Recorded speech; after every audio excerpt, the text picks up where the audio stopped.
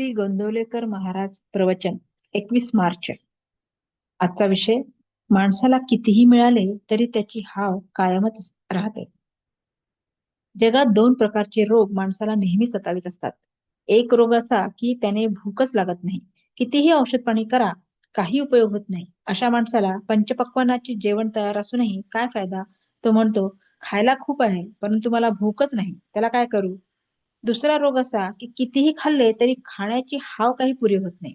काहीही खा, त्याचे भस्म होते. तद्वत आपले आहे. मात्र आपल्याला एकच रोग नसून दोन्ही रोग आहेत. इतका परमार्थाचा हाट भरला आहे, भजन पूजन चालू आहे, परंतु आपल्याला त्याचे प्रेम नाही, त्याची आवडच वाटत नाही. आपल्याला त्याची खरी भूकच लागलेली नाही. उलट पक्षी भगवंताने आपल्याला आपल्या कल्पनेपेक्षा खरोखर कितीतरी जास्त दिले. बायको, मुले, नोकरी धंदा, घरदार इत्यादी कितीतरी गोष्टी की ज्यापासून सुख मिळेल असे आपल्याला वाटते. त्या गोष्टी पुरविल्या, पण अजून आपली हाव या सर्वांना पुरून या सर्वांचे भस्म करून कायमच आहे. आणि परमेश्वराचे प्रेम मात्र काही लागत नाही.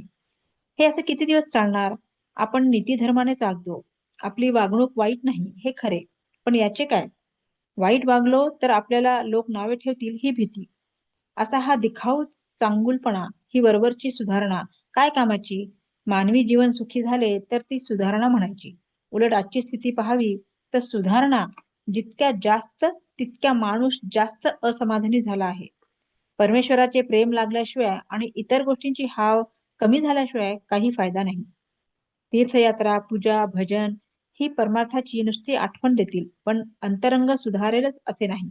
आणि अंतरंग सुधारले नाही तर बाकीच्याचाच उपयोग नाही. आपण दरवर्षी वारी करतो आणि जन्मभर वारी करीतच राहणार, परंतु परमेश्वराचे प्रेम मात्र काही लागत नाही.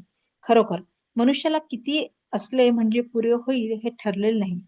आहे त्या परिस्थितीमध्ये समाधान मानले की जे आहे ते पुरेल. परमार्थ समजून तो त्याचे आचरण करील, त्याला तो लवकर साधेल. अशा माणसाला प्रपंच सोडून जाण्याचे कारण उरणार नाही. मनात भगवंताचे प्रेम नसले तरी देहाने म्हणजे बाहेरून त्याची पूजा अर्चा करावी आणि त्याचे नामस्मरण करावे. पहिल्याने स्मरण बळजबरीने करावे, पण सवयीने ते तोंडात बसेल. याच स्मरणाने पुढे ध्यास लागेल. मी पूर्वीचा नाही, आता मी भगवंताचा आहे असे वाटणे जरूर आहे. बोधवाक्य: ज्याची हाव म्हणजे वासना पुरी झाली नाही तो आशेवर अवलंबून असतो. या कारणाने त्याला समाधान मिळत नाही. जय श्रीराम.